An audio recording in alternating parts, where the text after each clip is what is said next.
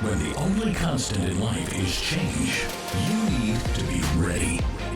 This is the Man-Made Survival Show. Hello everyone, my name is Jose Prado with ManMadeSurvival. Thank you so much for coming back to the channel and watching this video. I really appreciate it because today we're going to be talking about an important subject, which is bugging out and why you should do it and when you should do it.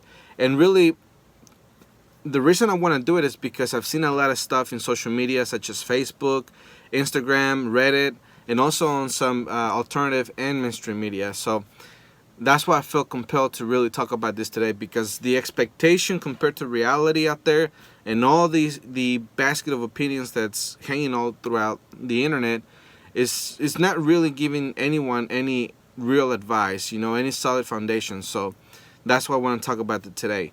And the main focus is going to be the whole foundation in all of this, as I mentioned in the past. But before I continue any further, I do want to thank everyone for sharing the podcast, the one in Spanish. It got a lot more views than I thought it was going to get, and it's all thanks to you. I did see in the comment section where you did tell me that you shared it with friends and family outside of the country, in the country, and all that. So again, thank you very much. It's all thanks to you. And we are trying to get to the 1,000 subscribers, so I would really appreciate it if you would subscribe to this video, like it, and leave your comment, because I really love the interaction with my fans. Also, I want to remind you that this podcast is sponsored by my store, which is the ManMadeSurvivalStore.com. And there you can find everything that you're going to need for survival, whether it's an EMP, nuclear disaster, or just regular gear. You're going to find it on there, and all of it is applicable for survival, for preparedness, and all that. And also, we're getting ready for Christmas. So, Christmas season is just around the corner. So you're going to be able to see on there that we already have a section for Christmas gifts.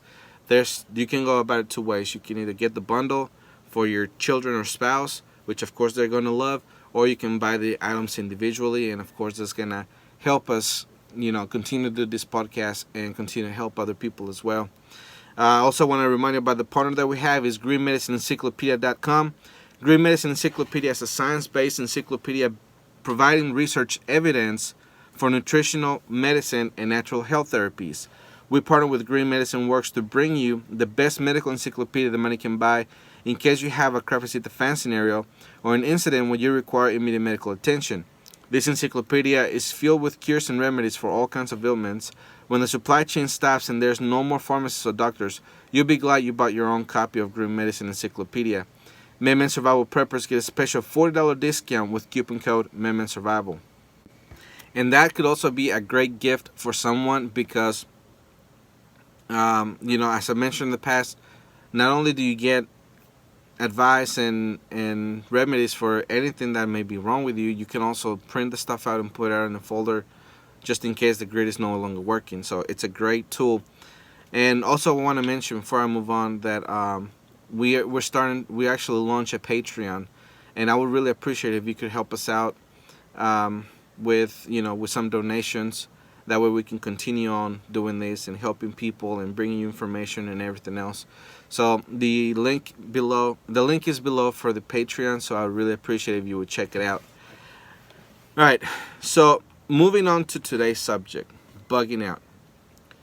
So there's a lot of opinions out there about bugging out, when you should do it, why you should do it, and what you should really expect.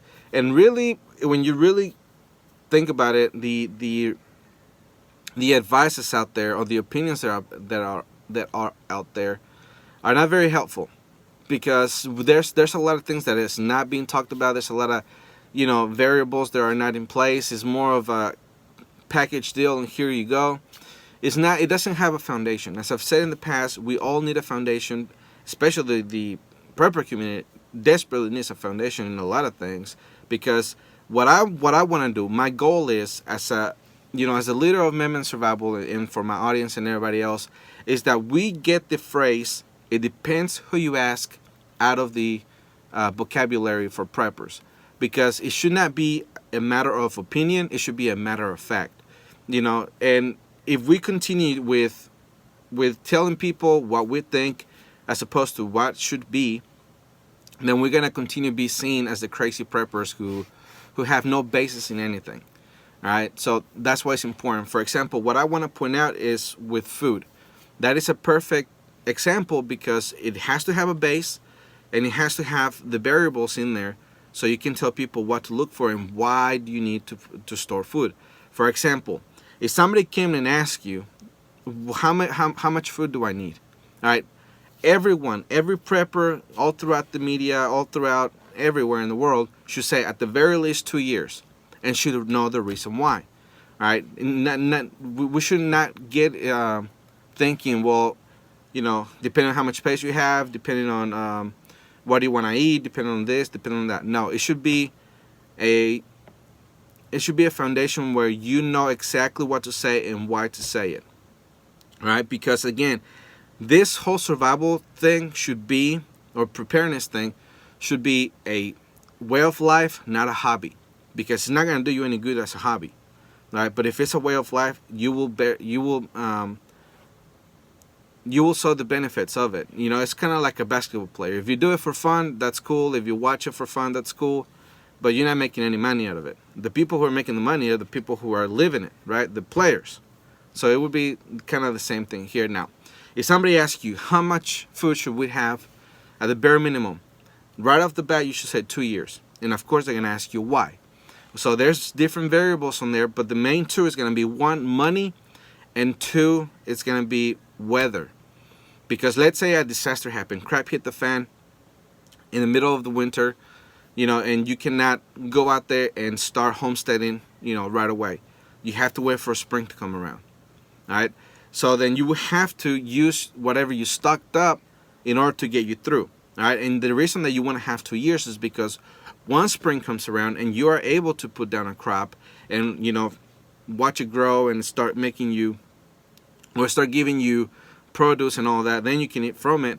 But if you have crop failure, then that's going to help you all throughout the summer, then again the winter, and then again back to the spring.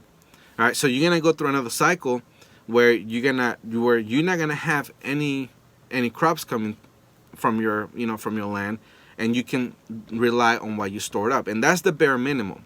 All right, the other variable is money, because there's people who have enough money to go buy the freeze-dried foods that cost about 10 grand for the 3 years, and then they're set. And of course, there's a lot of people, I cannot do that, I cannot afford that. So I would have to work my way up there to the 2-year mark, and then I can say I'm prepped, or at least I have the very minimum, and then build on to that. But once you get to the 2 minimum, then you move on to the next thing, and the next, and the next thing. Depending on your budget.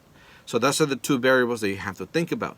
All right, so that's where we get our foundation, and then you work out the variables. The same thing is with bugging out. And the reason I say that is because instead of having all the opinions that we have out there, then we need to have a foundation when we say this is why, and then you have to think about these things. All right, so what this podcast was going to originally be about was going to be the war that is pretty much building up, all right? Because more developments came out, very important developments, and that's what the podcast was going to be about. But then, I thought about it throughout the weekend, and really I wanted to take this different approach about bugging out, because all this ties together. Because in a war, if a war was ever to come to the United States soil, then the people who live in the cities, they're gonna have to flee, right? There's preppers in the city, New York preppers. There's other preppers in major cities that if something was to happen, they're just gonna bug out. And usually the plan is that they're just gonna go into the woods. All right, now there's the other ones, the ones that live in the suburbs. All right, they're not so close to the city, but they are, typically in the outskirts of the city, which they would get, they could get blasted, they could get the radiation, they could get the people who are fleeing coming their way. So more than likely, they're going to have to leave as well. All right. Now, we have the rural people. The rural people, usually, like in my case, we really live in an area where there's not very many people. And if anything was to happen, it would take a long time for people from the city to come where I live, or the people who live in the suburbs to come where I live. So it's more likely that I'm going to stay at home, doing everything that I've been teaching you guys before it gets bad enough to where I have to go. Because even if it did get bad enough, I have a plan to make sure that my area is secure. And then, whoever comes through, They have to make sure that they just go around us, right? Because there would be a fight, and then they could not just simply come through. All right, so that's the whole purpose of all of this. Now, the first hint that I'm going to give you, it talks about how there's more development in the war that I've been talking about. All right, I'm just going to give you one headline, and then I'm going to give you a bunch of them so you can understand what's been going on. All right, so here it is. Pompeo seeks Asian NATO to counter China in talks with Japan, India, and Australia. This from Zero Hedge. Amid Secretary of State Mike Pompeo's trip to Tokyo this week, where he's meeting with representatives from Japan, India, and Australia, he and top State Department officials are actually floating plans for a NATO-type anti-China alliance in Asia. Beijing sees this as a shots fired across the bow, from within the heart of the sphere of influence, given these nations are so reliant on China for trade. Quote, as partners in this quad, it is more critical now than ever that we collaborate to protect our people and partners from the CCP's exploitation, corruption, and corrosion. End quote. Pompeo said Tuesday, referring to China's ruling communists.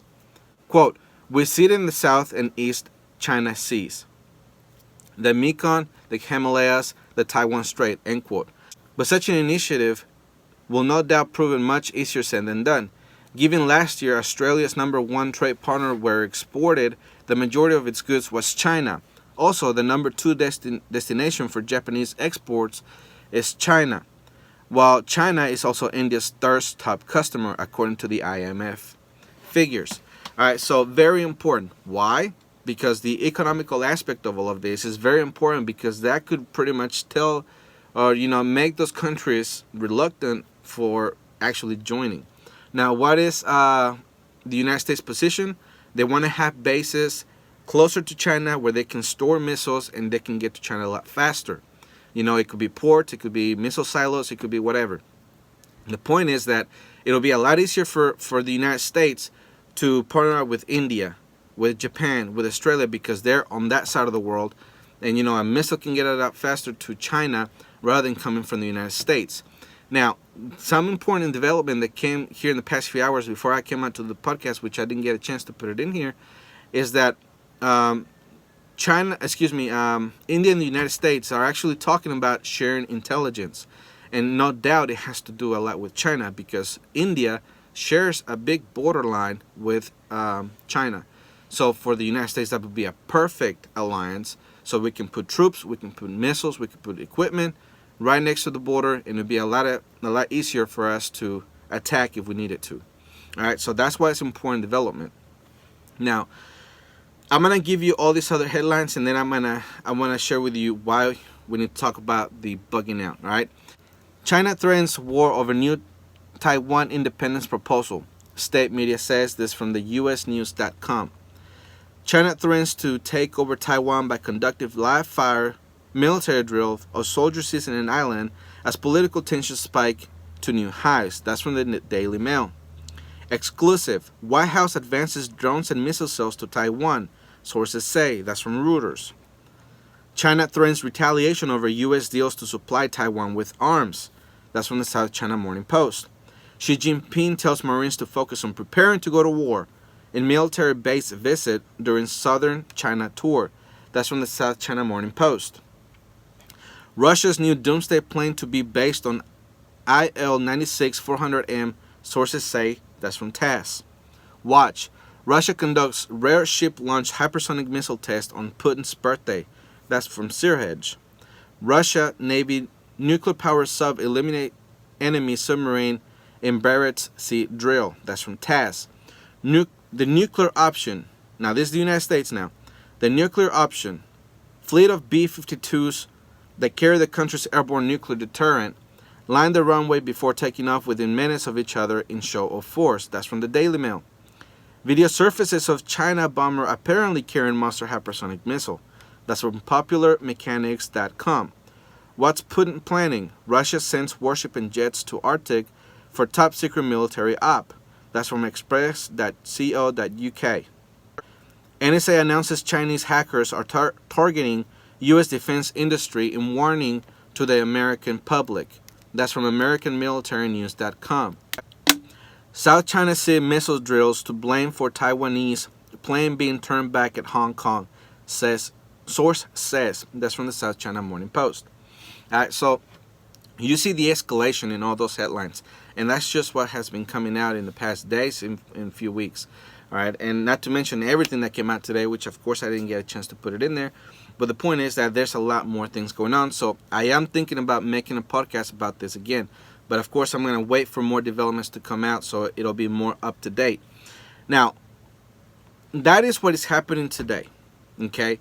And as I mentioned before, if we have a war in the United States where the people in the cities, in the suburbs, have to flee because there's a bomb going off, there's an invasion force coming through, whatever the case may be, then they're going to have to bug out, right? They're going to have to go somewhere, and more than likely they're going to go into the woods. Now, I want to bring you what has happened in the past.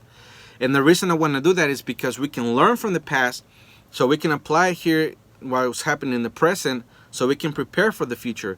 And we live in the most rich country in the world, so we are able to do it. Now, this is going to have to be a long time plan that develops over time. Again, it comes down to money. If you have the money and you're able to do it today, then perfect, do it. But if you don't, then you're going to have to work it out. You have to take the baby steps until you get to the goal. So I want to bring the attention back to what happened to the Jews, because they're the ones that are experienced having to flee, right, where they live at a moment's notice because there was a group of people coming against them, chasing them down, and all of that. Now, I have a title from facinghistory.org, and it's titled Holocaust and Human Behavior.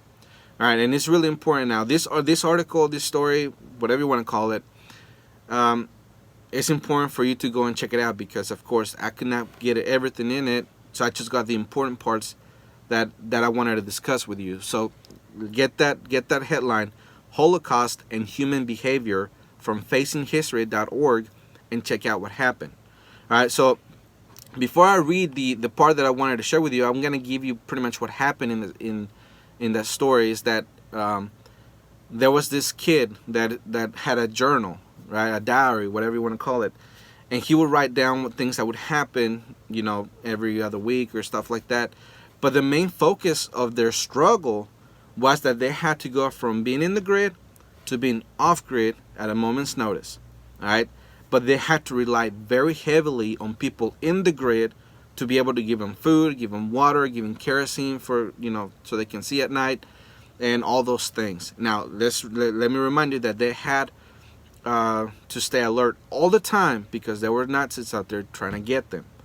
So they would have to rely on people to bring them stuff and rely on people to keep the secret, because of course just one person talks, then they know where they're at, and then they go to kill them, which is something that happened in the other story. But on this one, that's pretty much what happened. Now, the article, or this story goes on to say, many Jews went into hiding to avoid capture by the Nazis and their collaborators. Nearly all Jews who went into hiding relied on others to help them, and they often felt that they were totally dependent on their helpers for food and water, for news from the outside world, and especially for a willingness to continue to keep their secret. Usually, those in hiding gave their helpers money to pay for food and other supplies, and to reward the helpers for making such a dangerous commitment. All right, that is the main thing that I wanted to talk about, because that is important for us to pay attention to, because prepping was not around in those days, not that I know of. As far as I know, the prepper movement came around the 70s, 80s, and 90s, around that area, or that period of time. And back in World War II, there was no such thing, because what we call prepping now used to be the way of life. Now, we add into that to where we have other places to go to if something happened. And, we have supplies there. Now, again, they never thought about prepping as we know it today. So when they had to get up and go, they just left with the clothes on their back. They didn't have backpacks, they didn't have locations, they didn't have cache of food and stuff. They didn't have any of those things. So they had to rely on other people. Now, the reason I want to point that out is because today, there's people who do think that they're going to just leave everything they have behind, grab their bug out bag, and go into the woods without ever looking back. Now, that can be very dangerous because a lot of those people, they're going into the woods of an area that they don't own. And typically, when you don't own that area, you cannot legally leave anything there, as a resupply cache, because, you don't own it. And since you don't own it, somebody else can either find it or charge you for it, like the government, as I'm going to be showing you here in a few minutes. Now, here's the next story. And you need to pay attention because, again, the same thing happened.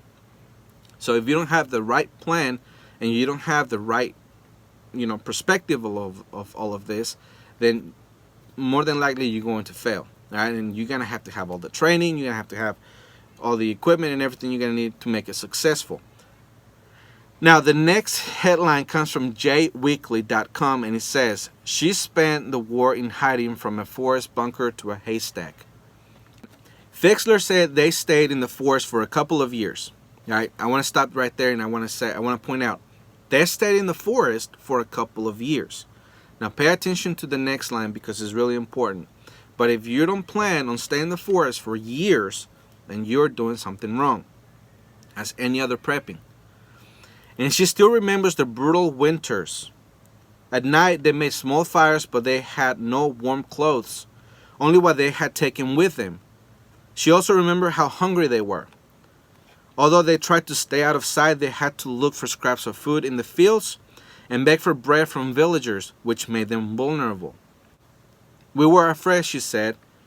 "We did it late at night, so the winters were really bad." End quote. Continuing their life in the run, Helen and her father came upon a farm. Quote, "We sneaked into a stable, and in the stable was a haystack." End quote. She said. That's where they hid for about 8 months, emerging only at night. Eventually, they were spotted by the farmer's wife, a Czech woman who let them stay there and drop off food when her husband's back was turned. She saved their life, Fixler said.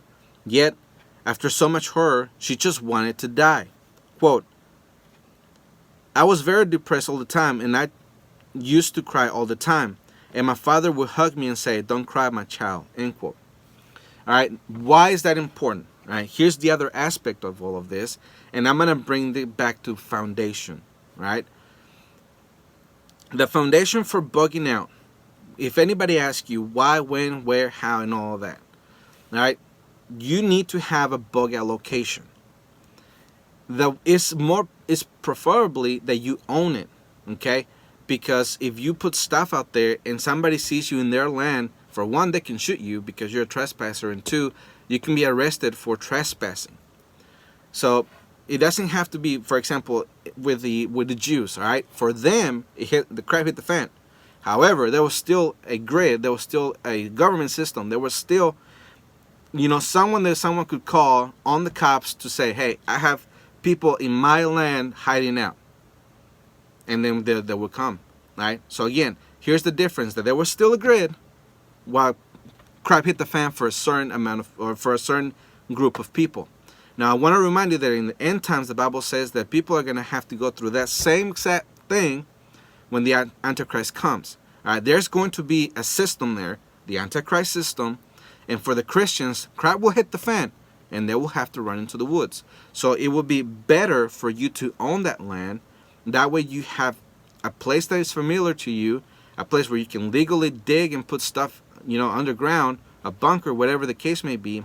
And not only that, your family will know exactly what to do, because a lot of spouses, a lot of children either don't want to be or are not in people's plans for preppers, as I have seen in Reddit and in social media and places like that, when I see it, it's a red flag.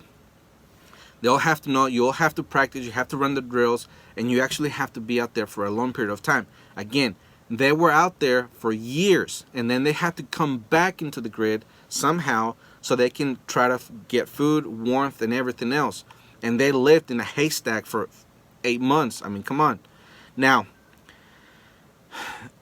I wanna mention again, I want to make sure that you understand that they were there for years. The winters were brutal. Now, it depends where you are. If you live in Florida, the winter's not going to be that bad. But if you live in North Dakota, then you're going to get blasted with, polar vortexes every winter. And there's some places who have been having early snow. So that's a problem. All right. They had to go and beg people for food. making them vulnerable because they can call and say, hey, I have a couple of Jews here. It could be the same later on. Hey, I have a couple of Christians out here begging for bread. Now, here comes the other part where I want you to understand that if your kids, all right, if they don't know the plan, if they have not practiced the plan, if they're not mentally strong to understand that later on they're going to have to live like this, they're going to be very depressed like she was. She was depressed all the time, and she used to cry all the time, and she just wanted to die. There's going to be a really big problem if you have a newborn child, or anywhere from between a newborn child to 11 years old. Because in that time frame, for one, the baby, a newborn, they're gonna depend a lot on their mom to give them breast milk, right? And then the mom is gonna be very dependent on having a good diet and not being stressed out, more than what the situation is gonna bring that day, because they have to bug out. So the milk could dry up, giving the baby no source of food at all, and not only that, you can have a death in your hands, out in the woods, bugging out because of whatever might be going on that day. Those are variables that you have to think about, right? Now, let's say from 1-year-old to 11 years old, it will be very hard for them to understand what's going on, and they could get you caught because, crying, fighting, kids fighting, and all those things. That's why you have to make sure that you own the land, that nobody can come, and it's out in a very deserted area. And you have the ability to do that now, all right? Depending, again, on how much money you have, but you also have time. And depending how much time we have, too, for that to happen. Now, for kids that are 12 and older, of course, they're going to have to understand what's going on. And it'll be a lot easier because, now they're starting to comprehend the seriousness of things. You don't have to hide anything from them, so you don't have to pretty much put their feelings in front of understanding what's the situation is going to be in those days. So it'll be easier for that. But again, I want to make sure that you understand, because I feel like I'm rambling and I'm going around, but bringing it back to the foundation. You bug out when you have no other option, but do not cling on to staying where you are. You have to have a place where you call your own, right? Where you can buy and you visit every summer for camping trips and stuff like that. Hunting season comes around, that's where you go. And it has to be big enough to where you already have in place food, buried in the ground, where you have seeds, just in case you have to make a garden, and it will be possible for you to bring farm animals or something like that. So it'll be a lot easier for everybody to go hunting and, bring animals, try to do those things. It'll be easier if you have the spot to do it, everything already in place. So that should be one of the foundations, that you go buy at the very least, if you're going to do it, at least 10 acres, more for privacy, but at least 10 acres where you're going to bring your alliance with you, all right? That way you can have security. You have, even though you're going to have more mouths to feed, but if you do it right, everybody can pitch in to where everybody has enough food and water for everything. Of course, the bug out location has to have plenty of wildlife, plenty of water coming through it, as I've shared in the past, and also enough space for you to be able to farm. And of course, you have to prep the ground before anything happens. That's why all of this has to be done beforehand. You cannot do it as crap is hitting the fan. If you do all of this beforehand, then you can have the infrastructure in place. For example, the rabbit cages or the chicken coops or goats coop, whatever. All right, you can have all those things in place. You can make sure that the land is fertile. You can have a little shed that you can put all the tools you're going to need for all the farming, and you're going to have your water coming through it, and you're going to be set.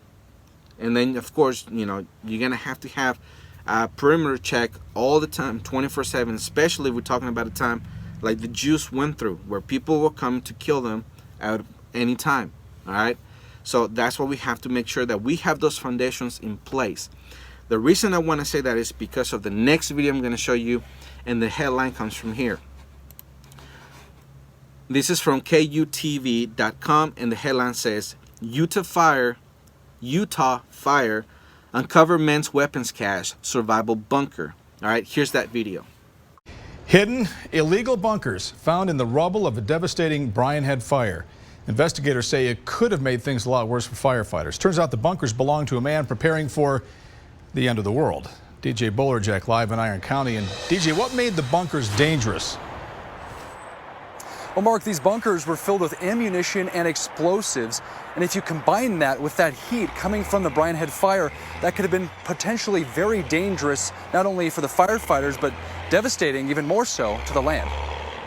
The concern here is obviously the firefighters. We had no idea that these structures were there, which caused the concern. We had to pull the firefighters out of the area. There could not be any fire suppression during that time.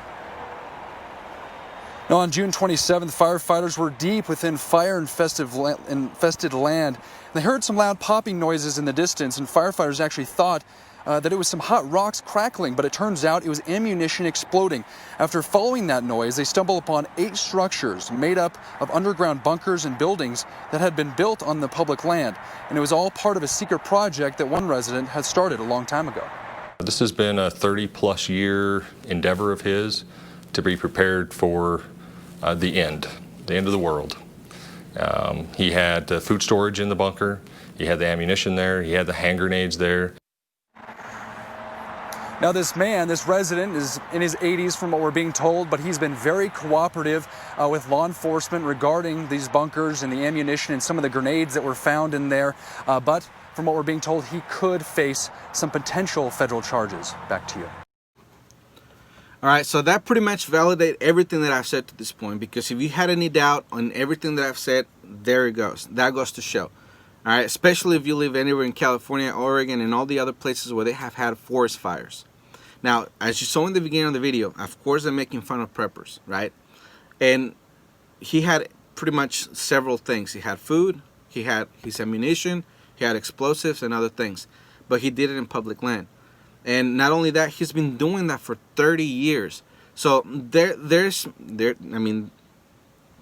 to show one more time that I'm right when I say that all of this, if it doesn't happen in your lifetime, you can actually pass this down to your children. That's why it has to become a way of life, something that you pass down from generation to generation. Because if nothing happens in your lifetime, if you grow old and you're in your deathbed before crap hits the fan, you can pass this on, and your kids, your grandkids will be ready for when anything happens, and it'll be thanks to you because you prepared today. Now, we have several things ahead of us, that could potentially happen soon.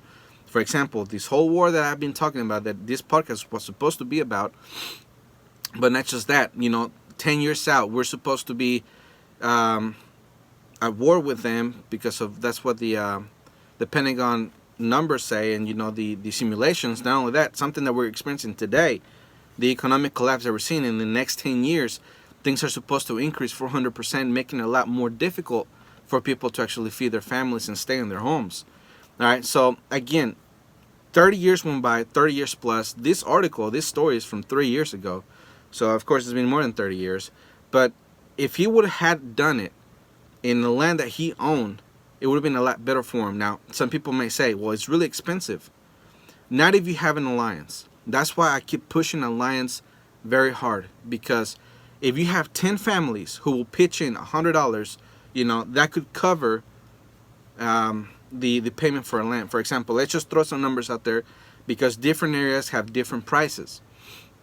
But let's just say, like, something that I found where I live, in the state where I live, in Alabama, that there was 40 acres for $40,000. That was a long time ago. But, not a long time ago, like 2-3 years ago, something like that. And, that is really cheap. And the taxes on that land was only $300. So that was fantastic. But if, let's say, you find something like that where you live, you can actually have your entire alliance come together, put the money together, put the down payment, and do the payment. And everybody pitching in, it would be something that could be done. And that's 40 acres, If you don't want to have that much, and you don't want to spend that much either because of the whole budgeting problem or whatever, then you can bring it down to at least 10 acres. But, the more acres, the better, because you're going to have more privacy. and you're gonna have a lot more land to be able to hunt and do everything else. So that's why it's important for you to prepare now for then. 30 years out, if you could go back 30 years ago and do it then all that will already be paid off, everything will already be in place, and you would just be waiting for 2020 to come around, because we've seen a lot of things going on this year, right? And whatever other things may come in the future. It could be a war, it could be something else. I mean, we're about to have the election in a week and 2 days from now. So with that being said, things can get out of control, because people are trying to prep at the last second, buying all the ammo that they need, all the guns that they need, all the body armor that they need, and they just want to protect their homes from people just coming through and trying to destroy things. All right. And another thing that I'm going to get in another podcast is how they've been giving out flyers, pretty much pointing out where the Trump supporters are, and they're leaving letters saying that they're giving them a fair warning that they're going to be attacked if Trump wins. So that's why it's important for us to have all this in place, because if you have to bug out because you're being overrun by people coming through, then you will have a second location to go to. Now, hopefully, let's say nothing happens in the next 30 years. If you start now, you have 30 years to get prepped. All right? But if you start today, you have until something happens to be prepped. And whatever you have then, when crap hits the fan, then that's all you're going to have. All right? So that's why I wanted to talk about this today. That's why I felt like it was important. So pretty much to wrap this all up, foundation is very important, especially in the prepper community, because there's technically none. We don't need to go by what someone or what different people's opinion is. We should go by the science. We should make it a way of life, not just a hobby. And we need to have solid plans with everything that you can think of going wrong to go wrong, and those variables you can prepare for. All right, so please share this with your friends and family. Share this with everybody on your social media. Help us to get to the 1,000 subscribers, and that way they can have this information and they know exactly what to do. So I didn't summarize it, I just remembered. You need to have a bug out plan that includes your children, whatever it is that they may have. They might have a health issue. They might have a mental issue. They might just be too young. All right. You have to take that in consideration. If your kids are fine, physically, mentally, then you have to put them through training so they can understand why. And don't hide things from them. Let them understand why you're doing it. That way, when something happens, they will know exactly what to do. That's what I do with my children. They know exactly what could happen and why we're doing it. All right. And you have to buy the land. It has to be yours, just in case there's a forest fire and everything gets burned up, and instead of being charged for trespassing, then you just have losses. And you have to prepare the land for that too. Imagine a forest fire. Could you outrun a forest fire, even if you're bugging out in the woods? So again, get land that is ready for you to homestead. And if you have 30 years down the road, then you're going to be able to pay it off along with your mortgage or whatever. And you have to have an alliance for you to be able to do all these things successfully. All right, but again, I want to remind you about the store, ManMadeSurvivalStore.com. You can get something for your spouse or your children for Christmas, or somebody maybe a friend. And if you give them something that they're going to be able to use when a disaster strikes or there's an emergency or anything like that, you're going to get the credit for giving them that for Christmas. So please check it out.